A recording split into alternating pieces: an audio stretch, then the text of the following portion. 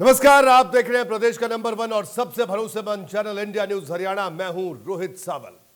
Corona का संकट बरकरार है, लगातार मामलों में बढ़ोतरी दर्ज की जा रही है। रिकवरी रेट की बात करें तो देश में रिकवरी रेट करीब 20% है, जबकि हरियाणा में 68% रिकवरी रेट है।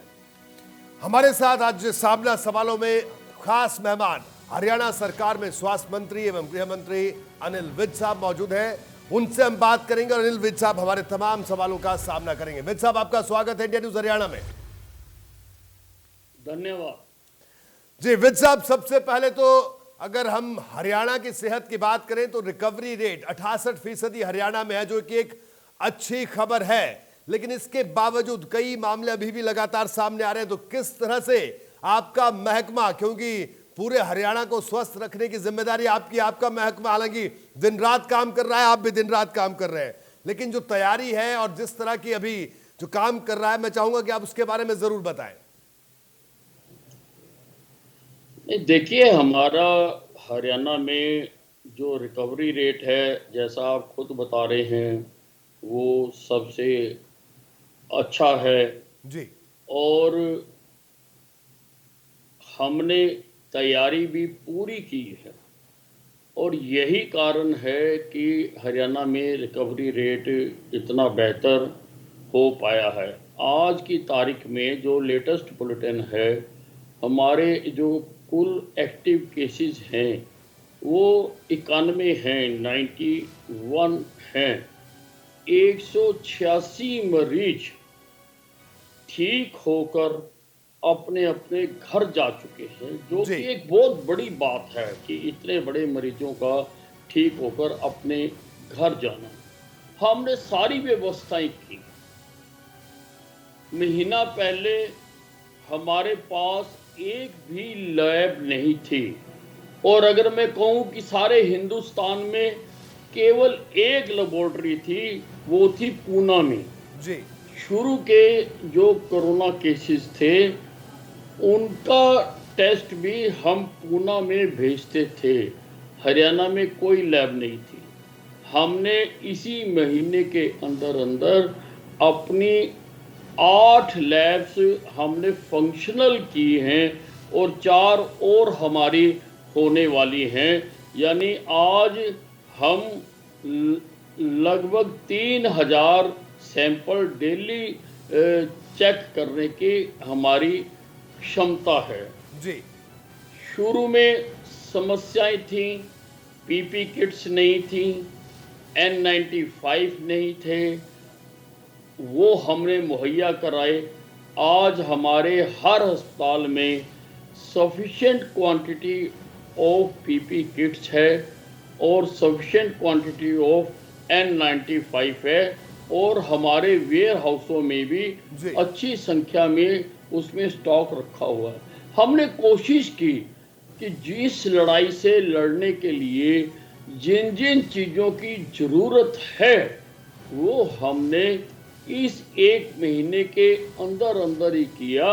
और ये जो इतना बेहतर हमारा रिकवरी रेट है जी, इसके लिए मैं डेडिकेटेड डॉक्टरों की टीम को सल्यूट करना चाहता हूँ कि ये जो हमारे डॉक्टर्स ने ये काम किया, ये किसी बड़े अस्पतालों में जाकर ठीक नहीं हुए हैं, ये हमारे ही सिविल अस्पतालों में और मेडिकल कॉलेज में ये मरीज ठीक हुए हैं। और दूसरी सबसे बड़ी बात कि हमने अपना आंकड़ा बढ़ने क्यों नहीं दिया, क्योंकि हमने लॉकडाउन को बड़ी सख्ती से पालन किया। जी विज साहब, मेरा एक और अहम सवाल आपसे है। आज आपने केजरीवाल सरकार को भी कहा कि भाई दिल्ली में जो हरियाणा के लोग ठहरे या मजदूर जो ठहरे हैं उनकी ठहरने की व्यवस्था वहीं कराई जाए, बॉर्डर सील कर दिया और कड़ाई के निर्देश दे दिए। क्या कहना है सर आपका? नहीं, देखिए, दिल्ली के साथ लगते जो जिले हैं जी, बाकी हमने नियंत्रण कर लिया। शुरू में तबलीगी आए थे, लगभग 1700 तबलीगी हरियाणा में आए जी, हमारी पुलिस ने उनको बड़ी जल्दी सारों की पहचान की, उनको आइडेंटिफाई किया और हमने उनके सारों के टेस्ट किए। हमारा जो आंकड़ा बढ़ा, इसमें से 120 तबलीगी थे, जी। हमने उनको ठीक कर लिया। अब जो हमारा आंकड़ा बढ़ रहा है वो दिल्ली के साथ लगते जिलों में बढ़ रहा है। जी। सोनीपत में 13 मरीज ने ऐसे आए हैं जिनको कि संक्रमण दिल्ली में हुआ है। जी। इसलिए मैंने केजरीवाल जी से कहा है कि केजरीवाल जी, आप, बहुत सारे ऐसे लोग हैं जो काम दिल्ली में करते हैं और आकर रहते हरियाणा में हैं, कि आप दिल्ली में काम करने वाले कर्मचारियों के रहने का इंतजाम दिल्ली में करिए ताकि वो हरियाणा में आकर संक्रमण ना फैलाए। विद साहब, ऐसे केजरीवाल साहब को आप कई बार सलाह देते रहते हैं अक्सर को, लेकिन वो बड़ा कम ही आपकी सलाह मानते हैं। लेकिन ये वाली सलाह उन्होंने आपकी मानी या नहीं मानी? नहीं, देखिए, हमने कहा है और अगर वो नहीं मानेंगे जी। तो हालांकि हमने अब भी अपनी बॉर्डरों पर को सील किया हुआ है, जी। लेकिन कुछ लोग उधर से पास बनवाकर इधर आ जाते हैं। जी। अगर वो नहीं मानेंगे तो हमें सख्ती करनी पड़ेगी, क्योंकि मुझको तो अपना हरियाणा बचाना है। हमें तो हरियाणा के लोगों को बचाना है कि वो संक्रमित ना हो और हरियाणा से कोरोना के एक एक मरीज को ठीक करना हमारा लक्ष्य है। विद साहब, लेकिन जो पास जो दिए जा रहे हैं वो तो रोजाना दिए जा रहे हैं पास, और जाहिर सी बात है, आपने कहा कि जो दिल्ली से सटे हुए जिले हैं हरियाणा के, वहां पर दिल्ली से लोग आ रहे हैं, तो क्या इन जिलों के लिए आने वाले दिनों में कोई अलग से व्यवस्था होगी? क्या कुछ इस तरह की रणनीति आपकी? नहीं, अगर वो नहीं मानेंगे तो फिर हमें मजबूर होकर उनके पासेस को ऑनर करना रोकना पड़ेगा। फिर हम उनके पासेस को ऑनर नहीं करेंगे कि अगर वो नहीं मानते हैं। कोई जरूरी भी हो सकता है किसी का आना, इसलिए मैं ये बात नहीं कह रहा हूँ, किसी की मजबूरी भी हो सकती है। हमारे यहाँ से भी दिल्ली जाते होंगे, कोई मजबूरी होती होगी, हम पास बनाते हैं। लेकिन जो डेली पैसेंजर हैं उनको आने से केजरीवाल को रोकना पड़ेगा, उनके ठहरने की व्यवस्था वहीं करनी पड़ेगी। बहुत बड़ी संख्या में लोग दिल्ली से हरियाणा में आते हैं। जी। विद साहब, ये तो बात हुई, ठीक है, आपने कहा कि अब सख्ती की जाएगी बॉर्डर पर, और अगर नहीं माने तो फिर आगे की कार्रवाई भी की जाएगी। अभी मंडियां खुली हैं, जिस तरह से हमारे प्रदेश में खरीद हो रही है, सरकार ने उसके लिए चाक चौबंद व्यवस्था की है, ये दावा भी सरकार कर रही है। लेकिन और जो नेता जो मंडियों में आते थे, हालांकि आपने बड़ी सख्त लहजे में चेतावनी दी कि कार्रवाई होगी, तो उसके बाद आपके पास क्या रिपोर्ट है कि नेताओं ने मंडियों में आना जाना बंद कर दिया है या क्या स्थिति है सर? नहीं, हमने उनको कहा कि आप ये आकर मंडियों में भीड़ इकट्ठी करनी बंद करिए। जी। अगर आप नहीं करेंगे तो हमें कार्रवाई करनी पड़ेगी। और मैं इसको बहुत अच्छा मानता हूं कि मेरे कहने के बाद किसी भी नेता ने मंडियों में नहीं आया है और उन्होंने ये आना बंद किया है। जी, तो आपको कहना है कि ये बात मान ली गई है। विद साहब, एक और अहम बात ये कि तबलीगियों का जिक्र आपने भी किया, कि क्या आप मानते हैं कि हरियाणा में, हम हालांकि पूरे देश भर के आंकड़ों की भी हम लगातार बात कर रहे हैं पिछले इतने दिनों में, क्या आपको लगता है कि तबलीगी जमात के जो लोग थे उन्होंने हरियाणा में पूरा खेल बिगाड़ा? जो आंकड़ों में बढ़ोतरी हुई उनकी वजह से हुई, इसका संक्रमण उनकी वजह से ज्यादा फैला? क्या इस पर आपका क्या कहना है? तो बिल्कुल, तबलीगियों की वजह से मैंने आपको बताया कि ये जो आज 280 का आंकड़ा है, इसमें से 120 का आंकड़ा तबलीगियों का है। जी। तबलीगी जो आकर यहाँ पर संक्रमित हुए, और केवल वही नहीं हुए, उन्होंने आसपास अपने कॉन्टेक्ट्स के और लोगों को भी किया, जिससे हमारा ये आंकड़ा बढ़ा। नहीं तो हमारा ये आंकड़ा शायद हिंदुस्तान में सबसे कम होता। जी, ठीक है। और विद साहब, इसके अलावा अगर बात करें कि स्वास्थ्य कर्मियों की सुरक्षा के लिए केंद्र सरकार बाकायदा अध्यादेश लेकर आई है, लेकिन हाल ही में नूह में एक आशा वर्कर पर हमला हुआ है, तो इस तरह की घटनाओं को किस तरह से डील कर रहे हैं सर आप? नहीं देखिए, मैंने सभी जिला कप्तानों से मैं निरंतर बातचीत करता रहता हूँ। और अगर जब ये कानून नहीं भी आया था, तो जब भी अगर कोई ऐसी घटना हुई, उससे पहले भी फरीदाबाद में एक घटना हुई थी। जी। मैंने फरीदाबाद के डीसीपी को बात करके मैंने ये कहा कि आप इनके खिलाफ सख्त से सख्त कार्रवाई करिए, जो इन रक्षा दूतों पर ये हमले करते हैं या उनके साथ झगड़ा करते हैं, आप उनके खिलाफ कार्रवाई करिए। ऐसा ही नूह के मामले में भी मैंने उनको कहा है, मैंने बात की है अधिकारियों के साथ, और मैं अपने प्रदेश में किसी को भी इस प्रकार की हरकत करने नहीं दूंगा। अगर कोई हरकत करेगा तो उसके खिलाफ सख्त से सख्त कार्रवाई की जाएगी। विद साहब, टेस्टिंग और ट्रेसिंग पर जोर दिया जा रहा है। टेस्टिंग भी आपका महकमा कर रहा है, ट्रेसिंग के वाला महकमा भी आपके पास है। आपने कहा कि रोज कप्तानों से बात होती है आपकी और आप पूरा ब्रीफ उनसे लेते हैं। ये विद साहब, ये इस दौरान सीआईडी वालों से भी बात होती है नहीं, क्योंकि उनकी भूमिका भी बड़ी अहम है। नहीं, सीआईडी डिपार्टमेंट तो मुख्यमंत्री जी के पास है, वो मेरे पास नहीं है। और उनसे मुख्यमंत्री जी फीडबैक लेते होंगे। जो सीआईडी की रिपोर्ट है वो मुख्यमंत्री जी को जाती होगी। जी, क्योंकि अभी जिस तरह से मामले थे कि कई लोग अपनी खास तौर पे उत्तर प्रदेश में ऐसे बड़े सारे मामले सामने आए कि लोग अपनी पहचान नहीं बता रहे थे कि जो तबलीगी जमात में गए थे, उस मरकज में गए थे। तो ऐसे में कहीं ना कहीं बड़ी जिम्मेदारी महकमे की है। नहीं, सीआईडी डिपार्टमेंट ने भी अपना पूरा काम किया है और पुलिस डिपार्टमेंट ने भी अपना पूरा काम किया है। और जो इतनी जल्दी सबको आइडेंटिफाई कर लिया, ये पुलिस ने बहुत बड़ा काम किया। जल्दी आइडेंटिफाई कर लिया, हम जल्दी उनको एडमिट कर सके, जल्दी उनके इलाज शुरू हो सके। यही कारण है कि 186 मरीज ठीक होकर अपने घर जा सके।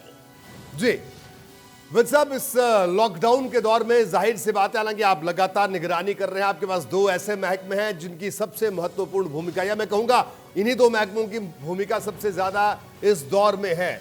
तो इस लॉकडाउन के वक्त को आप कैसे गुजार रहे हैं? घर पे अभी कुछ वक्त मिल रहा है? नहीं देखिए, जो 4 विभाग जी फ्रंट लाइन पर काम कर रहे हैं, एक पुलिस डिपार्टमेंट है, एक हेल्थ डिपार्टमेंट है, एक मेडिकल एजुकेशन डिपार्टमेंट है, एक लोकल बॉडीज डिपार्टमेंट है। जी बिल्कुल। ये चारों डिपार्टमेंट का जुम्मा मेरे पास है। और सभी डिपार्टमेंटों से मैं सारा दिन यहीं से कभी अधिकारियों से बात करता हूँ, कभी उनकी मीटिंग बुलाता हूँ, और कभी उनकी पीठ थपथपाने के लिए वीडियो कॉन्फ्रेंसिंग से उनसे फीडबैक भी लेता हूँ और उनका हौसला भी बढ़ाता हूँ। और चाहे वो हेल्थ डिपार्टमेंट हो, होम डिपार्टमेंट हो, चाहे वो लोकल बॉडी डिपार्टमेंट हो, सभी के साथ मैं बात करता हूँ। बिल्कुल विद साहब, हम देश भर में हम और अपने प्रदेश के जो कोरोना वॉरियर्स हैं उनका हौसला बढ़ा रहे हैं लगातार। इंडिया न्यूज़ हरियाणा भी ये कोशिश कर रहा है, आप भी लगातार ये कोशिश कर रहे हैं। लेकिन मुझे ये बिल्कुल ये कहना पड़ रहा है कि जिस तरह से आपने कहा कि 4 ऐसे महकमे जो कि इस वक्त पूरे फ्रंट लाइन पर खड़े हैं, यानी हेल्थ, मेडिकल एजुकेशन, इसके अलावा जो स्थानीय शहरी निकाय की बात आपने की और पुलिस महकमे की बात की, तो चारों महकमे आपके पास है। तो हम ये कह सकते हैं कि हरियाणा के सबसे बड़े कोरोना वॉरियर तो आप हैं, और बिल्कुल आपके जज्बे को भी सलाम है। और हम चाहते हैं कि हरियाणा सुरक्षित रहे, लेकिन उसके बावजूद जिस तरह से भी कई जिले ऐसे आए हमारे जो कोरोना फ्री हो गए, लेकिन उसमें फिर से संक्रमित कई केस सामने आ गए। तो विज साहब, इस चेन को कैसे तोड़ेंगे? क्योंकि ये तो बड़ा अजीब सी स्थिति बनती हुई दिख रही है। नहीं देखिए, हमने अपनी आशा वर्कर्स को लगाकर लगभग 20,000 आशा वर्कर्स ने घर घर जाकर सर्वे किया है और घर घर जाके उनके सिम्टम्स जाने हैं जी। और जितने लोग उसमें सिम्टोमेटिक पाए गए हैं उन सारों के हम टेस्ट करने जा रहे हैं। कोई 9,000 लोग हैं जिनमें फ्लू के और सांस लेने के जो दिक्कत पाई गई है वो नॉर्मल भी हो सकते हैं। मैं ये नहीं कहता हूँ कि वो सारे कोरोना के केसेस हो सकते हैं, ये सीजन भी है, नॉर्मल फ्लू भी हो सकता है, उसकी संभावना है। लेकिन हम सबके टेस्ट करेंगे, एक एक के टेस्ट करेंगे ताकि हम अपने सारे हरियाणा को कोरोना फ्री कर सकें। जी बिल्कुल, टेस्टिंग पर जोर के बात की जाए। अगर विज साहब इसके अलावा बात करें, क्योंकि कई स्टडीज आ रही हैं, कई रिसर्च इस दौरान भी आ रही हैं कि कोरोना का जो एक काल है ये लंबा खिंच सकता है, तो क्या हरियाणा के पास जो मेडिकल इक्विपमेंट है, चाहे मास्क की बात करें, पीपी किट की बात करें, ये सब, इन सब की जो संख्या है, तादाद है, वो बिल्कुल सफिशिएंट मात्रा में है? नहीं, बिल्कुल सफिशिएंट मात्रा में हमारे पास सारे इक्विपमेंट हैं। और जैसा मैंने पहले बताया कि हमने सारे जिलों में भी दे दिए और हमारे वेयर हाउसेज में भी आज की तारीख में सफिशिएंट क्वांटिटी में सारे इक्विपमेंट पड़े हुए हैं। जी वैसे अब चाइना वाली किट आपने रिजेक्ट कर दी और आपने कहा कि नहीं, जो मानेसर में किट बनेगी हम वही किट लेंगे, तो चाइना वाली किट में बहुत दिक्कतें थी क्या? क्योंकि चाइना से ये वायरस आया और जाहिर सी बात है पूरा देश चाइना, और चाइना की जो साजिश, कई तरह की रिसर्च ऐसी भी आ रही है कि बड़ी साजिश भी है। क्या कहना है सर आपका? नहीं, ऐसा है, शुरू में तो ये हालत थी कि जो चीज जहां से मिले उसको लेने की कोशिश की जा रही थी। रैपिड टेस्ट किट का बहुत ज़्यादा जोर पड़ रहा था, तो हमने भी 2 पार्टियों को ऑर्डर प्लेस किया था, एक को 50,000 का और एक को 60,000 का, यानी 1,10,000 का हमने 2 पार्टियों को ऑर्डर प्लेस किया था। और उन पार्टियों ने चाइना से लेकर ही हमको देनी थी, वो अभी हमारे पास नहीं आ रही थी, देरी हो रही थी। तो इतने में हरियाणा में के मनेसर में एक साउथ कोरियन कंपनी ने किट तैयार कर ली और उनको अप्रूवल मिल गई, तो हमने उनको भी ऑर्डर प्लेस कर दिया और उन्होंने हमें चाइना की किट से सस्ती, और उन्होंने कहा कि हम जल्दी आपको किट दे देंगे, और 25,000 किट की उन्होंने एडवांस सप्लाई भी हमें कर दी। तो हमने चाइना की किट का ऑर्डर कैंसिल कर दिया। ये तो बाद में हुआ कि आईसीएमआर ने चाइना की किट से टेस्ट करने पर रोक लगा दी, ये बात बाद में। जी बिल्कुल, विद साहब इसके अलावा अगर हम बात करें, बिल्कुल आपने कहा कि चाइनीज किट की ये बात आपने कही, अगर विपक्ष की भूमिका इस पूरे कोरोना काल में तो किस तरह से देखते हैं आप? हालांकि हरियाणा में तमाम विपक्षी पार्टियों ने कहा है कि वो सरकार के साथ इस मुश्किल घड़ी में खड़ी है, लेकिन बीच बीच में मैं आपको 2 इश्यूज पर आपसे बात जरूर करना चाहूंगा। जिस तरह से डीए की बात थी कि कई राज्यों में, उत्तर प्रदेश में भी ये बात हुई कि साहब डीए की किस्त जो है जारी नहीं करेंगे, अभी उसको डिले कर दिया गया, तो राहुल गांधी ने उसका विरोध किया कि साहब आपको ऐसा नहीं करना चाहिए, देश संकट के दौर में गुजर रहा है और इस तरह के कदम नहीं उठाए जाने चाहिए। क्या कहना है इस पर आपका?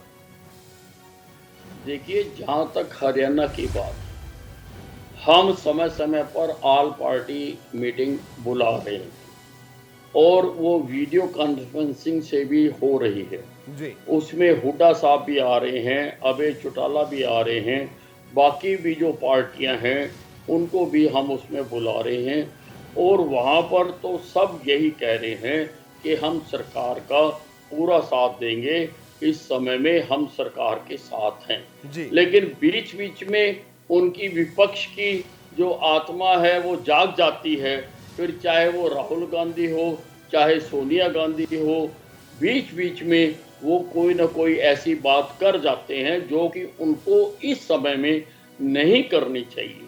क्योंकि ये जो लड़ाई है, ये जो हम पर हमला हुआ है, ये किसी पार्टी पर हमला नहीं हुआ, किसी सरकार पर हमला नहीं हुआ, किसी भाषा पर हमला नहीं हुआ, ये हमला मानव जाति पर हुआ है।